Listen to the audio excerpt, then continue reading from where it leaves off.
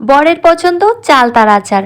ও যেদিন একা বাজারে যাবে সেদিন এমন কিছু একটা করবেই, হয়তো কোনো জিনিস কম নিয়ে আসবে বা কোনো জিনিস বেশি নিয়ে চলে আসবে, আবার কোনো জিনিস আনতে বারণ করব সেটাই নিয়ে চলে আসবে। চালতাটা অবশ্য নেওয়ার আগে আমাকে ফোন করেছিল, বারবার বলছিল চালতাটা কি নেব, চালতাটা কি নেব।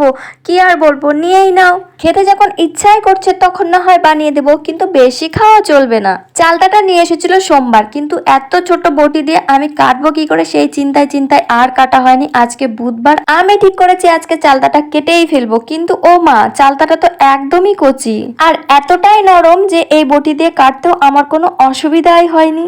কিন্তু আমি এর আগে যতগুলো চালতা কেটেছি, এই চালতাটা যদি ওই রকম হতো তাহলে কিন্তু একটু অসুবিধাই হতো। তো যাই হোক, চালতাটা পুরোটাই কেটে নিয়েছি আর ভালো করে ধুয়েও নিয়েছি। আর জলটা যাতে ভালো করে ঝরে যায় সেই জন্য আমি ঝুড়ির মধ্যে রেখে দিয়েছিলাম।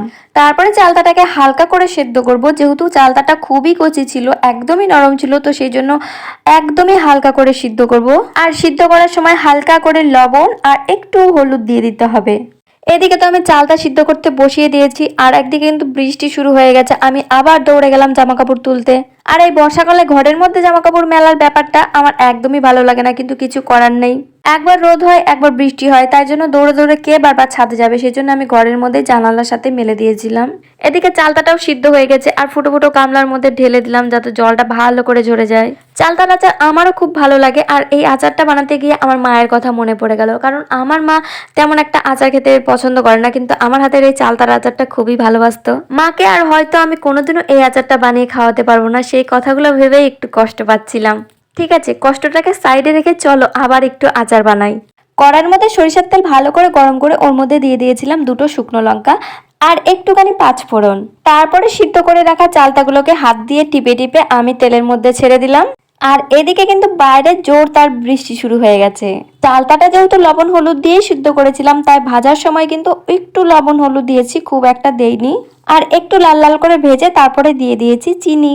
আমি কিন্তু এইভাবে আচার বানিয়ে 1 বছর পর্যন্তও রেখেছি, একদম ভালো থাকে, একটুও নষ্ট হয় না। কিন্তু বিয়ের পরপরই আমি শ্বশুর বাড়িতে বানিয়েছিলাম, টেস্টি হয়েছিল ঠিকই, কিন্তু কোনো একটা কারণে নষ্ট হয়ে গেছিল। আর যখন চালটার আচারটা বানিয়েছিলাম তখন আমার হাজবেন্ড ছিল পুনে। ও ভেবেছিল এসে খাবে, কিন্তু ও আসার আগেই কোনো একটা কারণে চালতার আচারটা নষ্ট হয়ে গেছিল। তার কারণ অনেক রকমই হতে পারে, রোদে না দেওয়ার জন্য হতে পারে বা কোনো কিছু কারণে নষ্ট হয়ে গেছিল। সেই আফসোসটা ওর এখনো আছে, ও মাঝে মাঝে আমাকে বলে। সেই জন্য ও চালটা আনতে চাইলে সেদিন আমি আর বারণ করিনি, ও যখন নিয়ে এসেছে তখন আমি বানিয়েই দিলাম। শুধু মাঝে মাঝে একটু করে রোদে দিতে হবে, তাহলে কিন্তু অনেক দিন চলে যাবে। আর বিয়ের আগে আমি অনেকবার বানিয়েছি, অনেক দিন করে রেখেছি আর অনেকজনকে খাইয়েছি, আর কেউই কিন্তু আমার হাতের চালতার আচারটা ভালো ছাড়া মন্দ বলেনি।